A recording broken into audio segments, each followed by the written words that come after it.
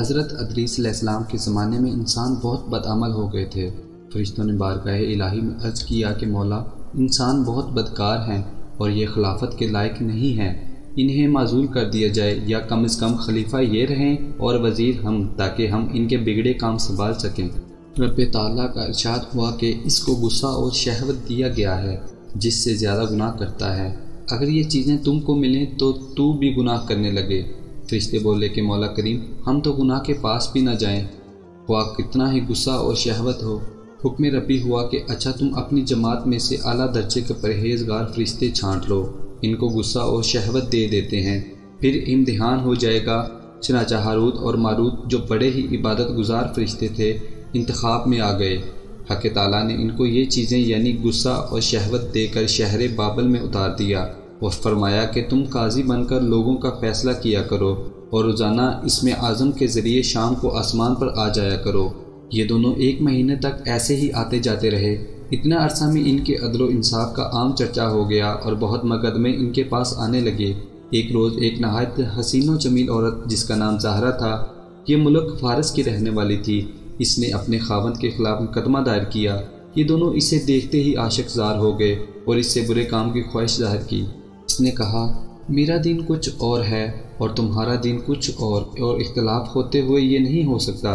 نیز میرا شوہر بہت غیرت مند ہے، اگر اسے خبر لگ گئی تو مجھے قتل کر دے گا، لہذا پہلے تو آپ میرے بت کو سجدہ کرو اور پھر میرے شوہر کو قتل کرو، پھر میں تمہاری اور تم میرے۔ چنانچہ انہوں نے انکار کر دیا۔ وہ چلی گئی مگر ان کے دل میں اس کے عشق کی آگ بھڑک گئی۔ آ کر اسے پیغام بھیجا کہ ہم تیرے گھر آنا چاہتے ہیں۔ سر آنکھوں پر یہ دونوں اس کے گھر پہنچ گئے۔ اس نے اپنے آپ کو آراستہ کیا اور ان سے بولی کہ یا تو آپ لوگ مجھے اسم اعظم سکھا دیں، یا بت کو سجدہ کریں، یا شوہر کو قتل کریں، یا شراب پی لیں۔ انہوں نے سوچا کہ اسم اعظم اسرار الہی ہے، اس کو ظاہر کرنا بہت ظلم ہے، بت پرستی کرنا شرک ہے اور قتل حق العباد، لاؤ شراب پی لیں۔ چنانچہ شراب پی لی۔ جب شراب پی کر مست ہو گئے، زہرا نے ان سے بت کو سجدہ بھی کروا لیا، اپنے شوہر کو قتل بھی اور اسم اعظم بھی پوچھ لیا۔ زہرا تو اسم اعظم پڑھ کر صورت بدل کر آسمان پر پہنچ گئی۔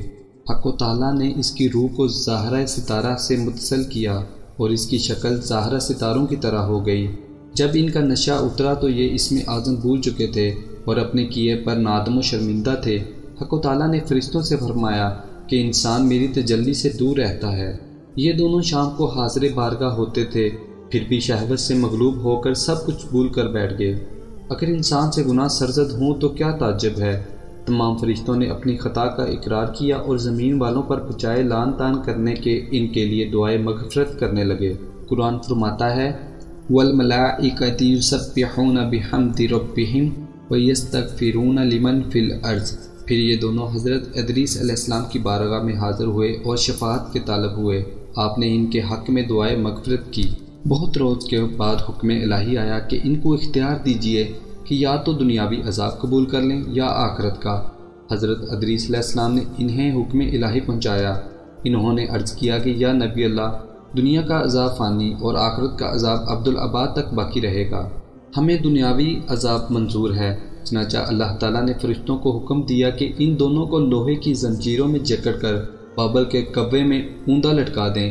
اس کوے میں آگ بھڑک رہی ہے اور یہ لٹکے ہوئے ہیں۔ فرشتے باری باری سے ہر وقت ان کو کوڑے مارتے ہیں، سخت پیاس سے ان کی زبانیں باہر لٹکی ہوئی ہیں۔ یہ عذاب قیامت تک ایسا ہی شدید رہنے والا ہے۔